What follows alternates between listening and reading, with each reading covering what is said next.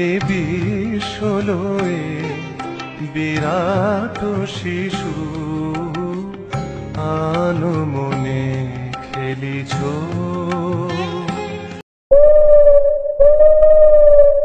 অনেকটা মেঘে ঢাকা তারার মতো হতে পারতেন দেশের প্রথম নোবেল বিজয়িনী, কিন্তু ভাগ্যদোষে সাফল্যের কাছে এসেও প্রতিবার অধরা থেকে গেছে তার পুরস্কার।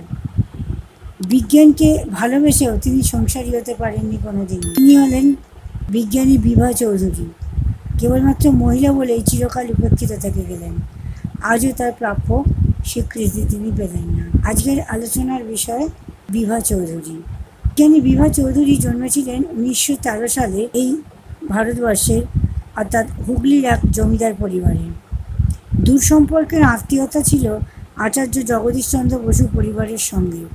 তিনি ভারতের প্রথম মহিলা পদার্থবিদ বিভা চৌধুরী। 6 ভাই বোনের মধ্যে এই কন্যাটি ছিলেন লেখাপড়ায় অত্যন্ত তুখোড়।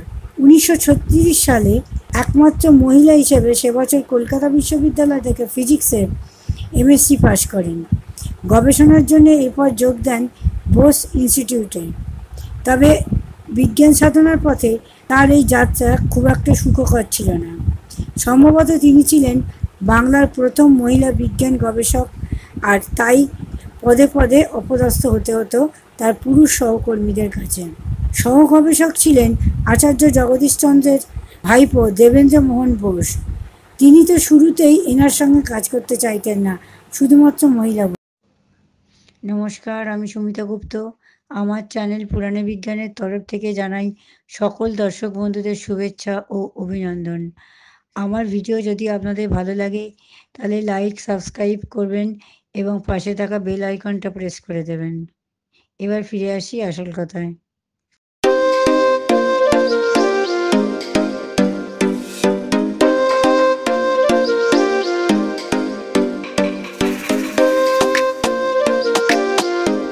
যাই হোক, 1943 সালে যুগ্মভাবে মেসন কণার ওপর 3টি পেপার প্রকাশ করেন। ততদিনে লেগে গেছে বিশ্বযুদ্ধ। প্রয়োজনীয় সামগ্রীর অভাবে গবেষণা বন্ধ করে দিতে বাধ্য হলেন তারা।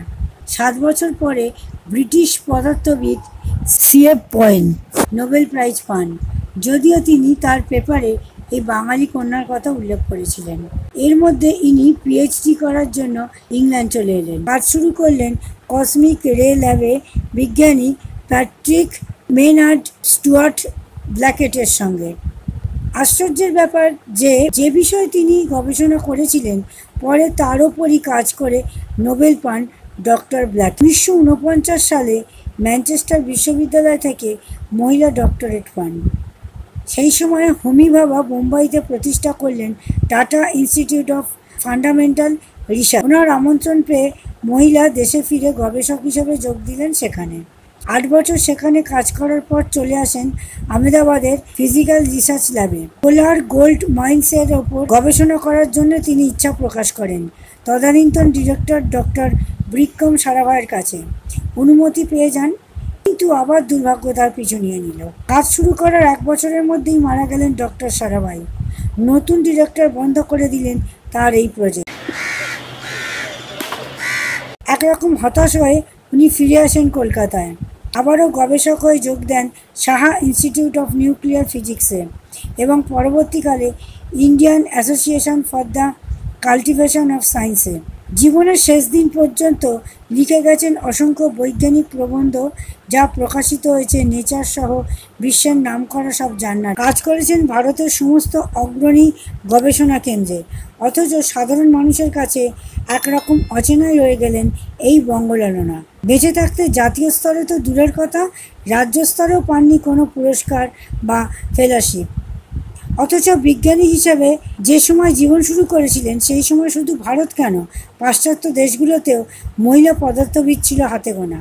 নিজের দেশে অচেনাই থেকে যেতেন যদি না 2 প্রবাসী ভারতীয় উদ্যোগ নিয়ে এগিয়ে আসতেন।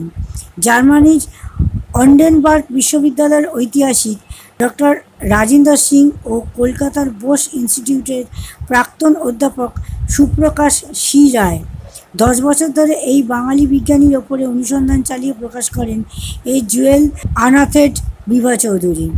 যদিও এনার পরিবার সম্বন্ধে বিশেষ কোনো তথ্য পাওয়া যায়নি। সাকের ভার্লাক নামে এক জার্মান প্রকাশনা সংস্থা থেকে 2017 সালে বইটি প্রকাশিত হয়।